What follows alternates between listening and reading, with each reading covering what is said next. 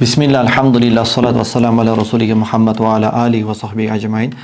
Урматтуу туугандар, Хаяту сахаба, сахабалардын өмүр баянынан Египеттеги аалым Абдурахман Рафат Баша деген аалымдын калемине таандык.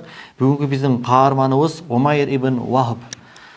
Вахбдын оğlu Умайр. Лакад гада Умайр ибн Вахбин ахаб иляйя мин баъди абнаи. Буну Азирет Умар айткан. Умайр ибн Вахб бүгүн мага кээ бир балдарыман дагы сүйүктүү болуп калды дейт. Бул сахабанын аты Умайр ибн Вахб Жумахи уурусунан Бадыр согушунан жеңилип бутпарас мезгили өзү менен өзү сүйлөшүп келатат. Артында баласы Вахб калып кетти. Демек бун баласына атасынын атын коюп койгон экен да. Атасынын аты Вахб болуп атат, баласына дагы Вахб деп ат койгон экен. Баласы Вахб Бадыр согушунда хижраттын 2-жылында болгон, мусулмандардын колуна туткун болуп калып калган. Анткени Бадыр согушунда меккелик путпарастар утулууга учураганда 70 адам туткунга түшүп калган.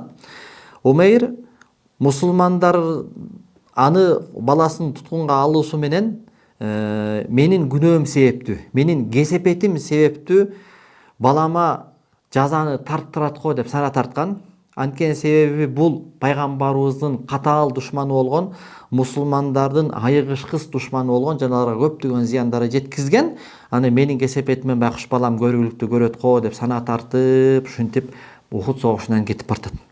Анан күндөрдүн бир күнүндө эртең менен Умайр мечитке келет. Каяка? Каабага. Эми мечитке келет десе, кээ бирөө жаңыда намаз окуп атканда таң калышы мүмкүн. Бул бутпарастар кайсы мечитке? Бутпарастар деген булар Ибрахим пайгамбардын тукуму болгон да. Анан ошол Ибрахим пайгамбардын тукуму болгондуктан буларда Каабатулло ыйыктыгы буларга сиңген. Бутпарасына дагы бутбарына сиңген. Бардыгына Кааба ыйык деген бир сезим сиңген. Бирок баягы ширк кийин аралашып кеткен дагы Каабанын тегерегине бут сөлөкөттөрдү орнотуп алган. Ошентип Каабага келет таваф үчүн. Анан бут сөлөкөттөрүнө сыйынып, алардан бир нерселерди тилениш үчүн. Дагы бул жерден кыстарман айта кетейин. Каабанын тегерегинде 360 таш болгон го. Тарыхта ошол бутпарастчылык заманында ошол 360 ташка сыйынылып жаткан чакта дагы бир да жолу Каабанын бурчунда жайгашкан кара ташка сыйынуу болбоптур. Кудай Таала ушундай кылып койгон, сактап койгон да. Ошончо таштарга сыйынып, бирок ыйык болгон, Меккеде бейиштен түшкөн, Жабрил алейхиссалам Ибрахим пайгамбардын колуна келип тапшырган, Ибрахим пайгамбар уулу Исмаил менен өз берекелүү колу менен Каабанын бурчуна жайгаштырган кара ташка эч качан эч бирөө сыйынбаптыр да, колчулук кылбаптыр да. Бул дагы ислам динин акыйкат экендигине бир далил да. Анан мечитке келип, тавафын кылып, бут сөлөкөттөрүнө сыйынып, анан көлөкөлөп Хижир Исмаилди олтурган болот. Хижир Исмаил деген жанагы такка окшогон жер. Каабага барганда кыргыздар така деп коет, мындай айдын формасында өйдөдөн караганда Исмаилдин дубалы деп коет. Баягы пайгамбар болушка 5 жыл калганда Каабатуллону сел жууп кетип, кичине бир аз жаранка кетип, анан кайрадан восстановление кылганда ошолор бутпарас болсо да билген да, бул Кудайдын үйү, бул адал акча менен курулуш керек, арам акча болбойт деп, бай болуп турса дагы арам акча менен келген болом баары деп, булар адал акча менен кылабыз деп акчалары жетпей, анан допустим, ал негизи тик бурчтук болуш керек болчу да. Анан 4 бурчтук кылып туруп, анан 3төн 1 бөлүгүнө мындай эле ограждение коюп койгон да, тосмо коюп койгон. Знак того, что мунун ичи дагы Каабанын ичи депчи. Ошону Исмаил алейхиссаламдын бөлмөсү, хижири деп коет. Эмнеге Исмаил алейхиссаламдын бөлмөсү деп коет? Анткени ошол хижирдин ичине, таканын ичине Исмаил алейхиссалам менен энеси Ибрахим алейхиссаламдын аялы Хажар эне экөөнүн чатыры ошол жерге тигилген. Ибрахим алейхиссалам Кудай Таала буйруп аялың Хажарды эмчектеги балаң Исмаил менен Каабага ташта дегенде, ошол Хижир Исмаилге чатырдын тигилүүсүн буйруган Ибрахим алейхиссалам. Анан ошол жерге жашап, ошол жерге өлүп, ошол жерге көмүлгөн. Хижир Исмаилдин ичинде бүгүнкү күндө кимдин куттуу денеси жашырылган экен? Исмаил пайгамбар менен анын энеси Хажар экөөнүн кут денеси ошол жака жашырылган. Ошого Хижр Исмаилдин бөлмөсү деп коет да. Ошонун жанында эсалы олтурганда анан Софван ибн Умайя келип калат.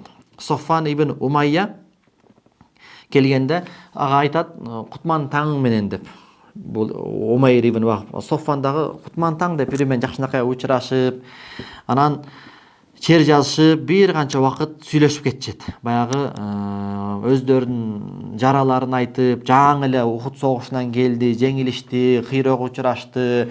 Булардын эң чоң элиталарынын бардыгы өлдү, дагы 70 туткунга түштү. Ошол армандарын, күйүктөрүн бири менен айтып, Ухуд тууралуу кеп салып олтурган болот да.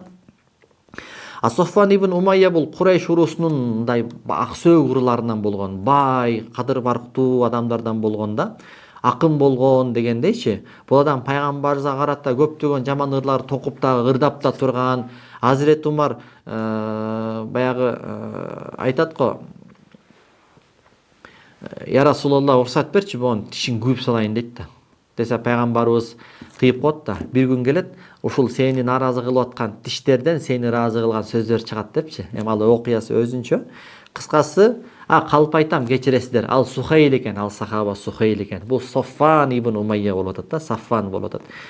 Анан бул жерден анан мындай деп айтат да, Умайр.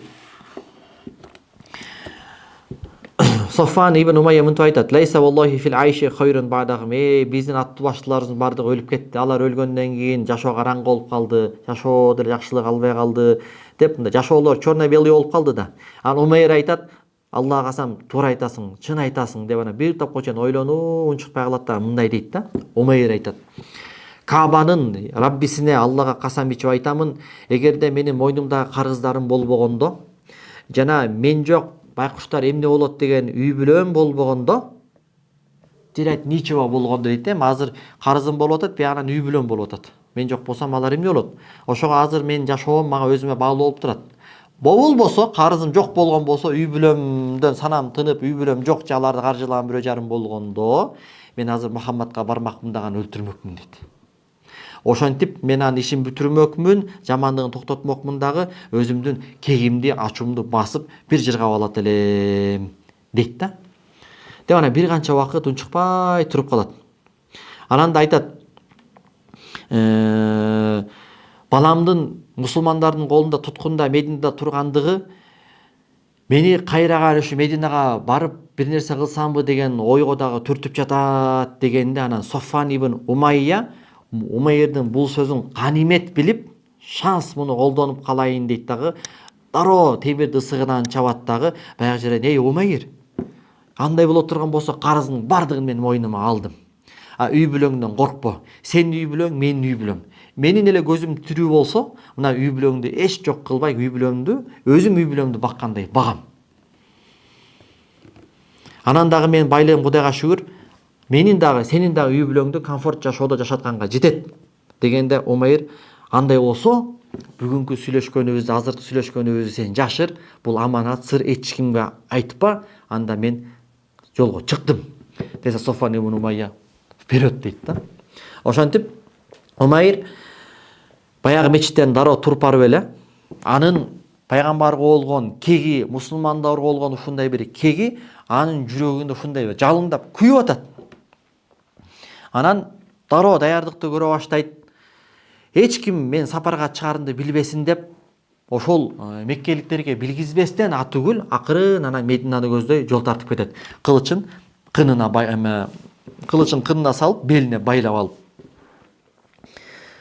Анан кылычын укмуш курчутуп, аны ууга малат. Бул өтө күчтүү ууга малат, анан өтө курч кылат да. Анан атына минип алып Мединага жетип келет. Жүрөгүндө мусулмандарга, пайгамбарга болгон кекти көтөрүп алып.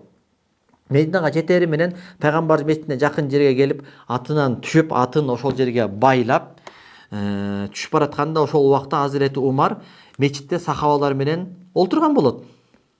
Зикир кылышып, Куран окушуп, илим алып, сүйлөшүп олтурушкан болот. именно ошол Бадыр тууралуу сүйлөшүп аткан болот да. Булар дагы жаңы эле Бадыр согушу болгон да. Ошол Бадырдагы болгон окуялар, ал жердеги мусулмандардын көргөзгөн баатырлыгын, каармандыгын, ал жердеги бутпарастардын, алардын эң чоңдорунун кантип өлгөндүгүн, пайгамбардын убадасынын кантип ишке ашкандыгын, алар кантип жеңилге учурагандыгын, ошон көп окуяларды ушундай бир аябай айтып бири менен эми ушундай бир окуя болду да, мындай бир. Андан кичинекей, миңесе кичинекей нерсе үчүн эмне болуптур деп адам любопытство менен угат го, ушундай бири менен аябай талкуулап, кызуу сүйлөшүп аткан болот да. Ана ошол убакта Азирети Умар көзү Умайр ибн Вахыбга түшүп калат. Ал Умайр жаңы атынан түшүп, пайгамбарды өзүнө басып келаткан болот, кылычын белине байлап алган да. Анан Азирети Умар чочуп кетип, дароо ордунан атылган октой турат дагы. Бул ит, Кудай сактасын, эми бул баягы Азирети Умардын сөзүн айтып атабыз. Баягы сахаба, келечектеги сахаба, бирок бул учурда пайгамбардын душманы болуп турат да. Бул ит Алланын душманы Умайр ибн Вахыб Аллага касам жакшылык менен келген жок. Муну Беккедеги мушриктер, бутпарастар туруп туруп, травит этип туруп бир бале менен бизге жөнөттү муну. Анын үстүнөн буга чейин дагы мусулмандарга каршы шпиондук ишти кылып келген. Дейт дагы Азирети Умар адатта өтө кыраак адам болгон да. Өтө кыраак адам болгон, ал мулхам адам болгон. Аны бир канча ойлору Куран аяттарына дал келген. Анан баягы жерде жандагылар дейт, чуркагыла дагы пайгамбар тегерек деп, пайгамбарга буну жолото көрбөгүлө. Вообще жолотпогула. Анткени бул адам койнуна кандай отур ташын катып келгенин билбейбиз. Анткени бул биринчиден нажас, хобис, акмак, экинчиден макир, куу адам. Дейт да, Азирети Умар кыраакы сразу байкап койду. Анан Азирети Умар ана пайгамбардын жанына дароо келет дагы. Я Расулалла, бул Алланын душманы Умайр ибн Вахыб сага келди. Кылычын белине байлап алыптыр. Бул сага сизге жаман жакшылык менен келген жок, жамандык менен эле келди дейт. Десе пайгамбар алейхисалам киргизгиле келсе кирсин деп пайгамбарыбыз приемго кабыл кылат да. Анан Азирети Умар аль-Фарук Умайр ибн Вахыбтын дароо жакасынан кармайт дагы. Анан жанакы кылычы кынга байланган, анан мындай жипти мындай кылып илип алыптыр да.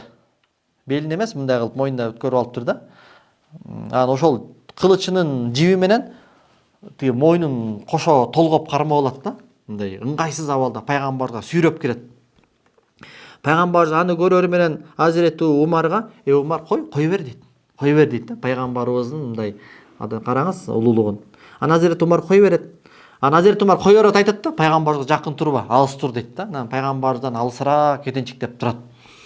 Анан пайгамбар алейхисалам Умайр ибн Вахыб айтат, берирээк келчи дейт, жакында дейт да. Анан Азирети Умайр жакындайт. Анан жакындап келип Умайр пайгамбарыбызга анайм собахан, кутман таңгыс менен дейт да. Мында аларда баягы арубаңыз, кыргызда бар арубаңыз деп учурашкандай, мындай олардын учурашуусу, саламдашуусу ушундай болгон экен да. Кутман таң, кутман күн, кутман кеч деп учурашып коюшчу экен да. Булардын саламы ушул болчу экен. Жахилият мезгилинде арабтардын саламы ушундай болгон экен. Десе пайгамбар алейхисалам Кудай Таала бизди бул саламыңардан дагы жакшыраак болгон бейиш калкынын, бейиш элинин саламы менен бизди урматтады. Ал ассаламу алейкум рахматуллахи ва баракатух. Десе Азирети Умайр, Аллахи ма анта бибайна тахиятни, сен деле биздин саламдан алыс эмессиң. Кечээ эле сен деле пайгамбар боло элек дем, пайгамбар боло элек деген кашаанын ичинде бул ишене элек да. Пайгамбар боло элек, пайгамбарлык даба кыла элек да мунун назарында. Сен деле ошентип биз учурашканда эле учурашчу эмес белең дегендей кылып атат. Ошентип айтышканга жетишип калат да. Анан пайгамбар алейхисалам эмне болду? Эмнеге келдиң айт? Десе айтат, менин уулум силердин колуңарга туткунга түшүп калбадыбы? Ошол жакшылык кылып, бир айкөлдүк кылып, баламды туткундуктан бошотуп ийгиле, мен ошого суранып келдим. Десе пайгамбар алейхисалам айтат, о мойнуңда илинип турган арды кылычың эмне дейт? Десе, вай бул кылыч жары багыр. Коббаха Аллаху мин суюф. Ошол Кудайым бул кылычты жер менен жексен кылсын. Бул кылыч эчтекеге жарабады. Көчө Ухуд согуш, Бадыр согушу болду. Бадыр согушунда эчтекеге жарабады. Утулдук, кыйрадык. Куруп кетсин ушул кылыч деп, ушундай бир сөздөн качып кутулду да. Десе пайгамбар алейхисалам чын айт. Эмнеге келдиң, Умайр? Чын айт. Десе, ой, ошого эле келдим деп жанын жейт. Десе пайгамбар алейхисалам, бал qatta anta wa Saffan ibn Umayya inda al-Hijr. Жок, сен анан тиги Саффан ибн Умайя өкөн Кабанын хижирина отуруп алып, анан ошол колиптеги адамдар тууралуу сүйлөшкөнсүңөр дейт. Колип дегени ошол Бадыр согушунда 70 адам өлгөн да бутпарастардан. Анан 70 бутпараска чуңкур казылып, колип деген бир чоң кудук болгон экен. Ошол кудукту дагы кеңейтип казып туруп, анан ошол кудукка салып туруп, бардыгын бир эле бир мусорду көмгөндө эле көмүп салышкан да мусулмандарчы. Ошол колипке көмүлгөн жанакы аттуу баштуу 70 адам тууралуу өкөң кеп кылбадың беле деп, мен жогору сабакта унутуп калыптырмын. Ушул тууралуу кеп кылышкан болот да. Ошо колип кудугуна көмүлүп калган баланча түкүнчүлөр тууралуу кеп кылгансың өкөң. Ошондой эле түгүл анан карызың тууралуу кеп кылгансың, үй бүлөң тууралуу кеп кылгансың, балаң тууралуу кеп кылгансың. Эгерде карызың болбогондо, үй бүлөң болбогондо, ушинтип мен пайгамбарды өлтүрмөкмүн дегенсиң. Анан ал сага анда карызың да, үй бүлөң дагы менин мойнумда, мен сага гарантия берем, өмүрүм өткөнчө ага мен жооп берем деп, ушундай договор болгон деп бүт баарын төкпөй чачпай пайгамбарыбыз айтып берет. Умайр ошондо анан ошол жерден катып калат, таң калып калат. Көп өтпөстөн дароо анан шахадат келмесин келтирип, мусулманчылыкты кабыл кылат. Анан айтат: "О Алланын элчиси, биз сизге асмандан түшкөн кабарларды, сизди жаланга чыгарат элек, вахийди жаланга чыгарат элек. Аллага касам, мен Сафван ибн Умайя менен болгон маегимди эч ким билген эмес, эч кимге айтылган эмес, эч кимде билүүсү мүмкүн эмес болчу. Демек, муну сизге бир гана Аллах айтты. Мени сизге айдап келген жана мени исламга жолдогон Алла Таалага мактоолор болсун" деп шахадат келмесин айтып, пайгамбарыбыз Мухаммад Расулуллах деп мусулманчылыкты кабыл кылат. Анан пайгамбар алейхиссалам: "Факиху ахакум", жандагы сахабаларга: бул тууганыңарга динди үйрөткүлө, Куранды үйрөткүлө, бунун баласын азаттыкка чыгаргыла деп, анан баласын азаттыкка чыгарат. Ошентип мусулмандар Умайр ибн Вахибтин мусулманчылыгына аябай сүйүнүшөт. Түгүл Умар ибн ал-Хаттаб радиаллаху анху айтат: "Ла хинзирун кана хабб илайя мин Умайр ибн Вахбин хина кадима ала Расулиллахи саллаллаху алейхи вассалам". Пайгамбарыбызга келгенде, аттан түшүп Меккеден өлтүрөм деп койнуна котур ташын катып алып келгенде, ошондо Умайр мага чочкодон дагы бетер эле дейт. Чочкодон дагы бетер эле дейт. "Ва хуа ал-яума хабб илайя мин ба'ди абнайа", бүгүнкү күнү Умейр мага кээ бир балдарыман дагы мага сүйүктүүрөк дейт. Ошончолук исламда кызмат кылган, ошончолук аракетин жумшаган, ошончолук мээнет кылган Азирет Умардын махабатына арзаган да бул адам. Анан ошентип Умайр өз нафсисин ислам таалимдери менен арулап баштады, жүрөгүн Куран нуру менен толтуруп баштады. Жашоосунун эң бактылуу күндөрүн, эң кымбат күндөрүн Мединада пайгамбарыбыздын таалиминин алдында, сахабалардын жанында жашап баштады. Бул бактылуу күндөр ага Меккени жана Меккедеги жаман күндөрдү ага унуттурду. Ал эми Сафван ибн Умайя Меккеде болсо үмүт артып күтүп жүрө берди. Анан дагы Меккенин көчөлөрүнө чыгып алып: "Эй, Мекке калкы, сүйүнгүлө". Ачык айтпайт. Жакында ушундай бир улуу кабар болот. Ушундай сонун кабар болот. Ал кабарды укканда кечөөкү Бадырдагы болгон күйүт кайгыңарды унутуп каласыңар. Ушундай бир сонун новости, жаңылык болот. Карап тургула деп Меккени жаңырта ушинтип жүргөн болот да. Качан жакшы кабарды угам депчи. Бирок Умайрдин келүүсү кечеңдеген сайын, кабарынан дайыны жок болгон сайын күн санап Софван шектене баштады. Түгүл аягында ары онаса, бери онаса дагы бир чокко оонагандай кыйнала баштады да. Эмне болуп кетти биягы депчи. Анан ары өткөн, бери өткөн мусафирлерден сурай баштады: "Ай, Мединадан эмне жаңылык бар? Тиги түкүнчөдөн эмне жаңылык бар?" деп эч кимден эч бир жаңылык уга албадан бир күндө бирөө жарым келип: "Ал Умайр кечээ мусулман болуп кеткен" дегенде, анан баягынын күйбөгөн жери күл болуп айласы түгөйт. Анткени бул адам ушундай болгон экен, Умайр ибн Вахб. Аны да билген экен Сафван, жер бетинин баардыгы мусулман болсо дагы Умайр мусулман болбойт дегендей айгыш душман болгон экен да. Бул жерде пайгамбарыбыздын пайгамбарлык нурун караңыз да. Пайгамбарыбыздын пайгамбарлык нуру эң катуу болгон муз жүрөктөрдү дагы эритип жиберген экен да.